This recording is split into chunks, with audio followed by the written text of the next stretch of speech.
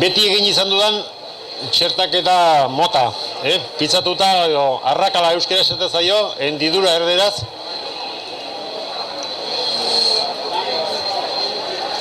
Uste dut hemen jende gehienak txertu mota hori egiten dula. Txertu mota hau egiten dugu, landaria pixka bat desarrollatua dagonen. Landariak ja, 15 zentimetro edo gehiagoko diametroa dunien. Orduan,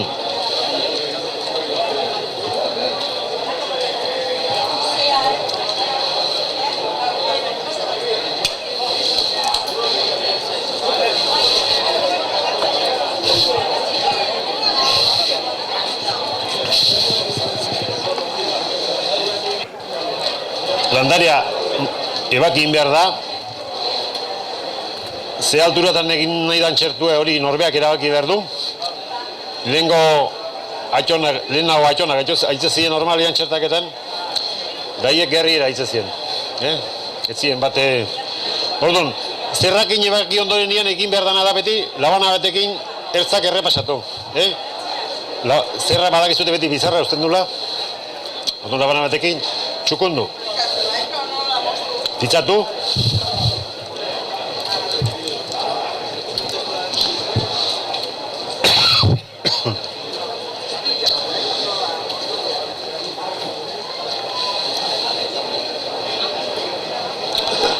Mentue prepatuko dugu.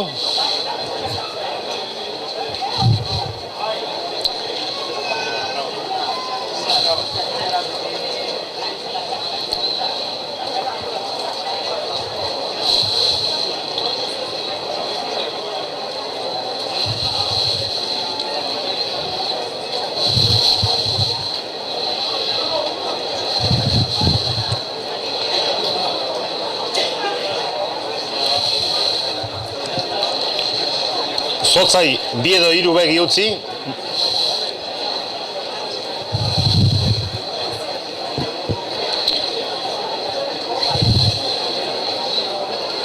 Sartu. Hemen garrantzizkoa da azalakin kontaktuan jartzea. Zergatik soldadura azalan azpin dagoen membrana bat kanbion deitzen da hortatik hasten da soldadura egiten. Orduan, kapa horiek alkarrekin jartzea da importantea, gero hemen izerdien zirkulazio hasi dezan. Bestela, jai izango benduke. Orduan, landaria me xamarra baldin bada batekin nahikoa du, landaria lorigoa baldin bada jarri genezen ziozke bi aldetan bana.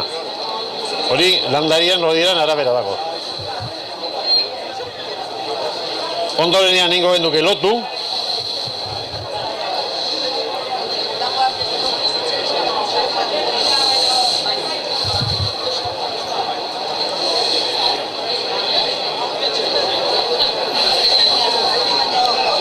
Lotzeko arrazoia lehen esan dizutet, bestetan hemen ez dauka herida tapatu beharrik eta tapatzeik ez dauka. Hemen funtzioa da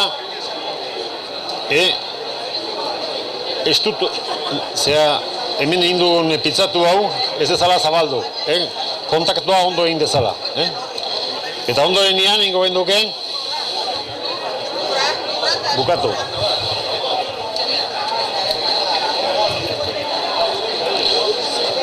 Eta bukatzeko hemen bai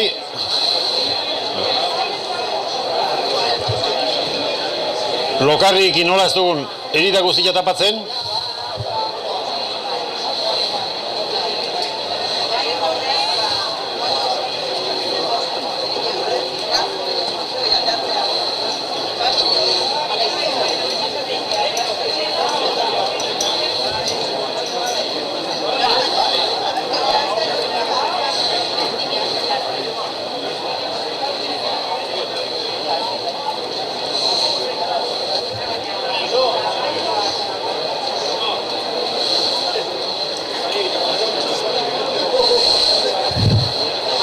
Herida osoa tapatu behar da, Pitzatuk.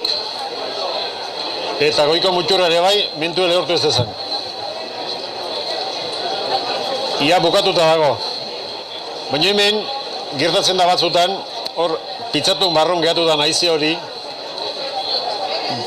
atera iken dela, ez?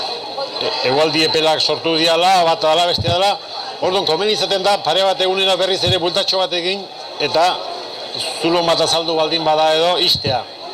Zergatik, urik sartu ez dezan, eta izaik sartu ez dezan. Gero segimentue, ondorengoa, beste bezalaxe. Azpiko kompetentzik, karakolak eta parek, haizea batzutan, eta bukatuta dago. Hau egiten dugu, sagarrian hasten gera martxoan erditik aurrera. Udarea, martxoan aurren aldea. Eta gerizia ere martxoan haseratik aurrera. Hau egiteko garaia.